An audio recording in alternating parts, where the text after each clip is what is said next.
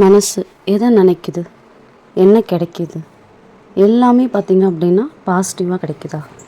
நம்ம என்ன தான் யோசித்து என்ன தான் பண்ணாலும் நமக்கு மட்டும் ஏன் இப்படிலாம்? நல்லா யோசித்து பாருங்களேன். நீங்கள் நல்ல விஷயத்த நிறைய பேசுகிறீங்களா, நிறைய இழுக்கிறீங்களா, இல்லை உங்களுக்கு வேண்டாம் அப்படிங்கிற விஷயத்த தொடர்ந்து இழுத்துக்கிட்டு இருக்கீங்களா? நம்ம சாதாரணமாகவே சொல்லப்போனால் அவங்க நல்லாவே இருக்கக்கூடாது அப்படின்னு நம்ம நினைக்கிறோமா? அப்படி நினைக்க மாட்டோம். நமக்கு பிடிக்காத எதிரியாக இருந்தாலும் என்ன சொல்லுவோம் அப்படின்னா, அவங்களுக்கு என்ன, கெட்டவங்களுக்கு தான் கடவுள் கொடுக்குறார். அதாவது இறை நம்பிக்கை இருக்கா இல்லையான்றதை தாண்டி பொதுவான ஒரு வார்த்தை, எல்லாமே கொடுக்குறாரு, நம்ம நல்லவங்களாகவே இருக்கும், அப்படியே இருக்கும், அவங்களுக்கு என்னப்பா மாடி மேலே மாடி கட்டிட்டோம். இந்த மாதிரி நம்ம பேசுகிற வார்த்தைகளே நம்ம பேசும் பொழுது வாழ்த்தும் வார்த்தைகளை எத்தனை பேர் பேசுகிறோம்? இதே எதிராளிகள் அப்படின்னும் பொழுது கெட்டவங்களுக்கு கொடுப்பார் அப்படிங்கிற அந்த ஒரு பாசிட்டிவான விஷயத்த அவங்களுக்காக யார் கொடுத்துக்கிட்டு இருக்கா? இந்த பிரபஞ்சம் கேட்டதெல்லாம் கொடுக்கும். அப்போ இந்த பிரபஞ்சத்துக்கிட்ட யார் கேட்குறா? நம்ம தான். நமக்கான தேவையை கரெக்டாக யோசித்து வச்சுருக்கிறோம் அப்படிங்கிறத தாண்டி எந்த ஒரு வார்த்தையும் என்ன பண்ணுது? நம்மளுடைய வார்த்தைகள் தான் ஆறாவாக கலக்குது. அந்த வார்த்தைகள் தான் சமிக்கைகளாக மாறுது.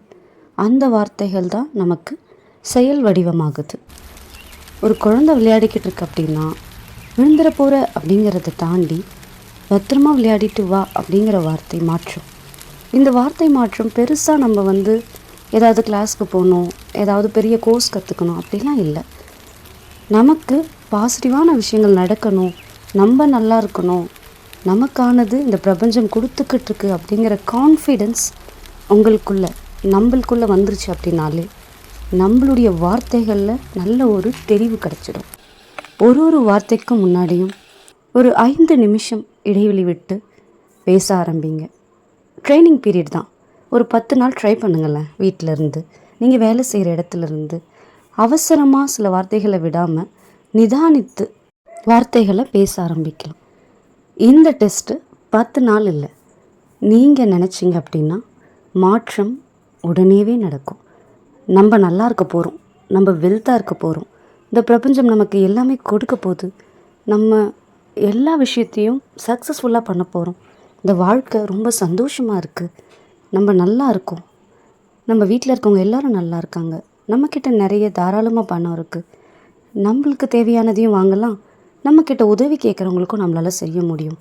எல்லா சைட்லேருந்தும் நமக்கு நல்ல ஒரு பாசிட்டிவிட்டி கிடைக்கிது, சப்போர்ட் கிடைக்கிது, நம்ம ரொம்ப சந்தோஷமாக இருக்கும், நம்மளுடைய வாழ்க்கை ரொம்ப இனிமையாக இருக்குது, நம்ம எல்லாருக்கும் நல்லவங்களாக இருக்கும், நம்மளை சுற்றி நல்லவங்களே இருக்காங்க, நம்மளுக்கு பாசிட்டிவிட்டி நிறைய விஷயம் நடந்துக்கிட்டே இருக்குது, நம்ம எவ்வளவு நல்லா ஆயிட்டோம், நம்மளுடைய வார்த்தைகளில் என்ன ஒரு தெளிவும் பாசிட்டிவும் இருக்குது, நம்மளுக்கு இதெல்லாம் பிரபஞ்சம் கொடுக்குது.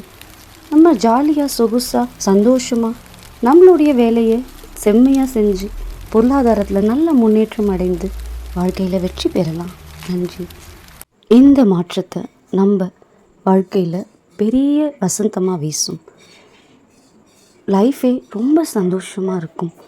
நம்மளுடைய வாழ்க்கையில் தினமும் கிராட்டிடியூட், நமக்கு நல்லது செய்கிற அத்துணைக்கும் நன்றி உணர்வை செலுத்துங்க. யாருக்காவது நம்ம ஏதாவது தவறுதல் செஞ்சோம் அப்படின்னா அவங்கக்கிட்ட மனசார மன்னிப்பு கேளுங்க. நம்மளுடைய லைஃப்க்கு எப்போவுமே ரொம்ப ஒரு வாழ்க்கையை நம்ம அன்பானதாக லவ் பண்ணுங்க. நம்மளுடைய லைஃப்பை நமக்கே பிடிச்ச மாதிரி இருக்குன்னு நம்புங்க. இது எல்லாமே நம்ம தப்பு பண்ணவங்கள கூப்பிட்டு சாரி கேட்குறதோ, எனக்கு ரொம்ப பிடிச்சிருக்குன்னு நன்றி கேட்குறதோ, இது எல்லாத்தையும் நீங்கள் தூங்க போகும் பொழுது அன்பாக அமைதியாக உங்கள் மனசை தொட்டு ஒரு நிமிஷம் இந்த ஹோப் ஒன்று போகணும் அப்படிங்கிற மெசேஜை சொல்லுங்கள். அப்பப்போ எல்லார்கிட்டேயும் தேங்க்யூ அப்படின்னு சொல்லி பழகுங்க. எந்த ஒரு விஷயத்துக்கும் நன்றி உணர்வு செலுத்துங்க. அது உங்களுக்கு நிறைய விஷயத்தை பாசிட்டிவாக கொடுக்கும். கண்டிப்பாக செஞ்சு பாருங்கள். அதே மாதிரி கடன் பிரச்சனையிலேருந்து மறைந்து செல்வம் பெருக அப்படின்னு சொல்லி இன்னொரு வீடியோவும் நம்மளுடைய சேனலில் இருக்குது. கண்டிப்பாக அதையும் பாருங்கள். இது போல் நிறைய இன்ஃபர்மேட்டிவான விஷயங்கள் நம்மளுடைய சேனலில் இருக்குது. உங்களுடைய சேனலுக்கு சப்போர்ட் பண்ணி சப்ஸ்கிரைப் பண்ணுங்கள். நன்றி. வாழ்க வளமுடன்.